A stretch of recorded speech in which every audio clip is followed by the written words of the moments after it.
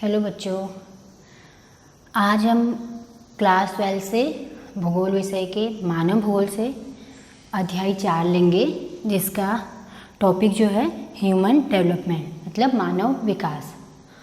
बच्चों, ये जो मानव विकास चैप्टर है तुम्हारा, ये बहुत इम्पोर्टेंट है क्योंकि इसके अधिकतर जो क्वेश्चन हैं बोर्ड एग्ज़ाम में लघु उत्तरी 3 नंबर और विस्तृत उत्तरी 5 नंबर में पूछा जाता है। तो बच्चों, ये टॉपिक आप ध्यान से सुनिएगा, ये काफ़ी इम्पोर्टेंट है। तो इसमें हम सबसे पहले जो देखेंगे मानव विकास को जानने से पहले कि वृद्धि और विकास क्या है। तो बच्चों, जो वृद्धि और विकास है, ये सुनने में तो एक जैसे लगते हैं कि वृद्धि और विकास एक ही है, परंतु हम वृद्धि और विकास में क्या है, अंतर है। जैसे हम नॉर्मल वे में ले सकते हैं, हम लोग वृद्धि को क्या कर सकते हैं, वर्तमान हम पौधे को बढ़ते हुए देख सकते हैं, जनसंख्या बढ़ते हुए देख सकते हैं, घरों का आकार 1 घर से 2 घर, 2 से 4 घर, एक जनगणना हम बढ़ते हुए देख सकते हैं। लेकिन उसका विकास कैसे हो रहा है, वो इस वाले टॉपिक में समझना है। तो आप जो वृद्धि है, वृद्धि को जैसे मैंने लिखा है कि वृद्धि मात्रात्मक है, मूल्य निरपेक्ष है। अर्थात वृद्धि की क्या होती है, एक मात्रा होती है, मूल्य निरपेक्ष होता है। मतलब मूल्य जो उसका धनात्मक और ऋणात्मक दोनों हो सकते हैं। अब धनात्मक हमेशा क्या करती है, वृद्धि को दर्शाती है, मतलब ऊपर बढ़ती हुई को दर्शाती है, और ऋणात्मक ह्रास को दिखाती, मतलब कमी को दिखाती है।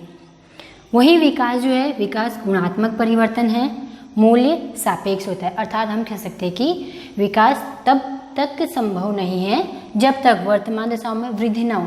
बिना वृद्धि के विकास संभव नहीं है। बिना विकास के वृद्धि तो हो सकती है, बट जो है बिना वृद्धि के विकास संभव नहीं है। इसको हम एक एग्जाम्पल के थ्रू भी समझ सकते हैं। जैसे आप मान लो किसी नगर में हमने देखा कि एक अवधि के दौरान या 1 साल के दौरान उस नगर की जनसंख्या 1 लाख से 2 लाख हो गई है, तो वो क्या कहलाएगी, उस नगर की वृद्धि हुई है। परंतु उस नगर में वृद्धि के साथ साथ ना वहाँ स्कूल हैं, ना पार्क हैं, ना स्वास्थ्य सेवाएं हैं, चिकित्सा साधन, मनोरंजन के साधन कुछ भी देखने को नहीं मिलते। तो हम क्या कहेंगे, उस नगर में सिर्फ वृद्धि हुई है। परंतु उस नगर में अगर वृद्धि के साथ साथ जैसे स्कूल खुल रखे हैं, स्कूलों की सुविधा है, विद्यालय कॉलेज की सुविधा है, रोजगार की सुविधा है, मनोरंजन के साधन है, स्वास्थ्य सेवाएं हैं, तो हम क्या कहेंगे कि उस नगर में उस एक अवधि के दौरान वृद्धि के साथ साथ विकास भी हुआ है। तो आप बच्चों, वृद्धि और विकास को जो है ये अक्सर 3 नंबर के क्वेश्चन में पूछा जाता है लघु उत्तरी में, आप इसको अच्छे से समझ लीजिएगा। अगला टॉपिक जो हमारा है वो है मानव विकास। तो बच्चों, जो मानव विकास है, जैसे नाम से आप लोगों को समझ में आ रहा है कि मनुष्य का विकास या हमारा विकास। अब जो मानव विकास की अवधारणा का प्रतिपादन जो है सर्वप्रथम किसने किया, ध्यान से सुनना बच्चों, ये 1 नंबर में पूछा जाता है कि मानव विकास की अवधारणा का प्रतिपादन सर्वप्रथम जो है डॉक्टर महबूब उल हक के द्वारा किया गया। अब भारत में मानव विकास की अवधारणा किसने दी, डॉक्टर अमर्त्य सेन। तो डॉक्टर महबूब उल हक क्या कहते हैं, मानव विकास का वर्णन एक ऐसे विकास के रूप में किया जो लोगों के विकल्पों में वृद्धि करता हो। विकल्पों मतलब लोगों के कार्य में वृद्धि करता है या उनके जीवन में सुधार लाता है। हम ऐसे कार्य करें जिससे क्या हो, मनुष्य के जीवन स्तर में सुधार लाए, चाहे वो शिक्षा के माध्यम से ही हो, आर्थिक दृष्टि के माध्यम से ही हो, उससे क्या होगा, लोगों के जीवन में सुधार आएगा। वहीं संयुक्त राष्ट्र संघ के अनुसार उन्होंने भी अपनी एक परिभाषा दी, वह प्रक्रिया जिसके द्वारा कोई भी कार्य, वह प्रक्रिया जिसके द्वारा लोगों को उपलब्ध विकल्पों की संख्या में वृद्धि होती है, उसको भी हम क्या कहेंगे, उससे भी मानव विकास होता है।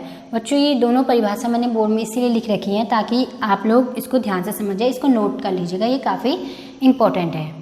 अब अगला इसके बाद हमारा आता है मानव विकास सूचकांक। जो मानव विकास सूचकांक है, ह्यूमन डेवलपमेंट इंडेक्स HDI, ये याद कर लेना बच्चों, HDI का फुल फॉर्म पूछा जाता है, ह्यूमन डेवलपमेंट इंडेक्स 1 नंबर में आता है ये। तो मानव विकास सूचकांक जो है आय, शिक्षा व जीवन प्रत्याशा का मिला सामूहिक रूप है। अब मानव विकास सूचकांक क्या करता है कि शिक्षा, स्वास्थ्य व संसाधन, शिक्षा, स्वास्थ्य व संसाधनों के आधार पर क्या करता है, प्रत्येक देशों का एक क्रम तैयार करता है। शिक्षा, स्वास्थ्य और संसाधनों के आधार पर देशों का क्रम तैयार करता है। देशों का क्रम तैयार करने पर उनको क्या करता है, वो एक स्कोर में रखता है।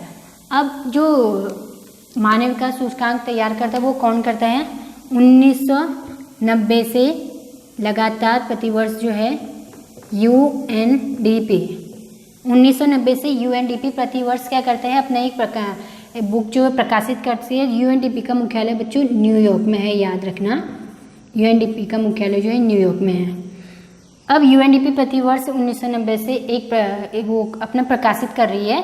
उसमें क्या होता है कि सभी देशों को, जितने भी देश हैं उनको, उनका मापन करती है। किन के आधार पर, उच्च सूचकांक के आधार पर, मध्यम और निम्न, ये स्तर है। अब उच्च में क्या होता है, मानव विकास सूचकांक 0.8 से ऊपर जिनका सूचकांक होगा उनको हम उच्च में रखते हैं।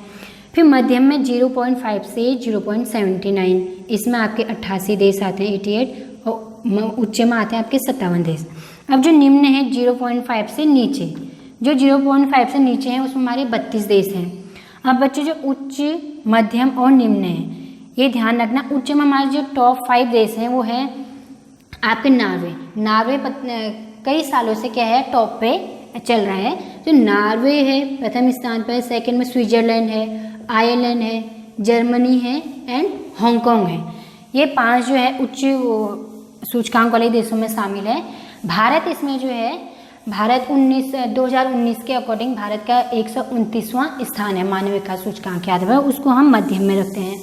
और इससे पहले भारत का 130वां स्थान था, जो एक स्थान ऊपर खिसक कर 129वें स्थान पे आ गया है।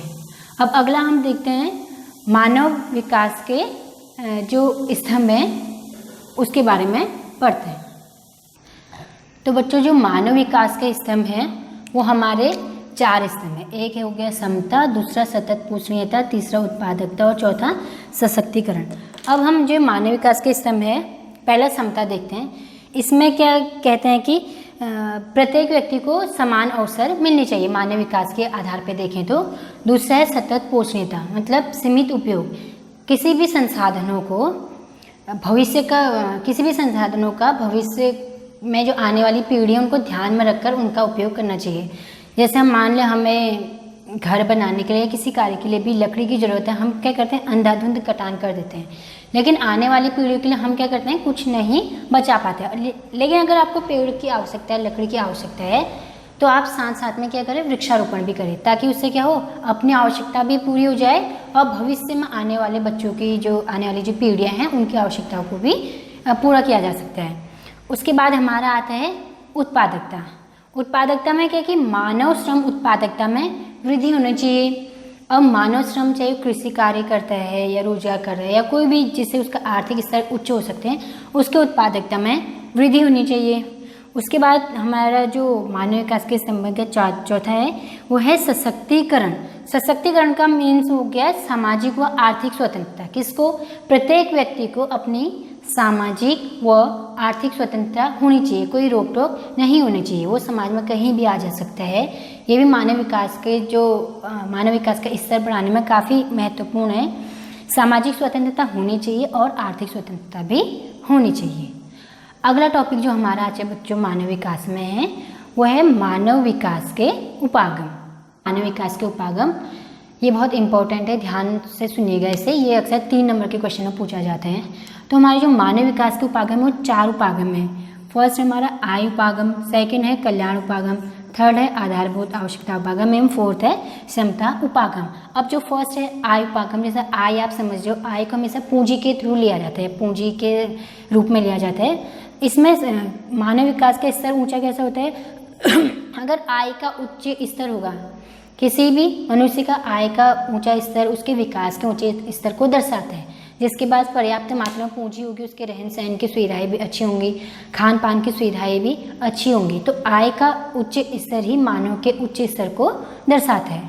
दूसरा है हमारा कल्याण उपागम। जैसे कल्याण से आप समझ होंगे कि इसमें दे रखा है मानव कल्याण। तो इसमें क्या है, सरकार गवर्नमेंट जो है मानव पे अधिक पूंजी व्यय करके उसके विकास के स्तर को अच्छा कर सकती है। जैसे वर्तमान समय में कोरोना वायरस के चलते बहुत से लोगों को क्या खाने पीने की समस्या काफ़ी उत्पन्न हुई, लेकिन सरकार ने क्या है मुफ्त में कई क्षेत्रों में राशन बांट रखा है, जिससे क्या हो उनका विकास का ऐसा नीचे ना होगा, मतलब लेवल पे ही है, ऊंचाई है।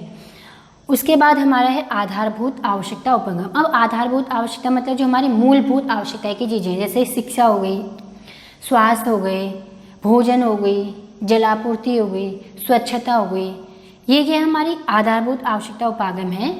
अब हम क्या, शिक्षा, किसी देश की शिक्षा अच्छी हो तो वहाँ का मानव विकास का जो स्तर है वो भी अच्छी होती है।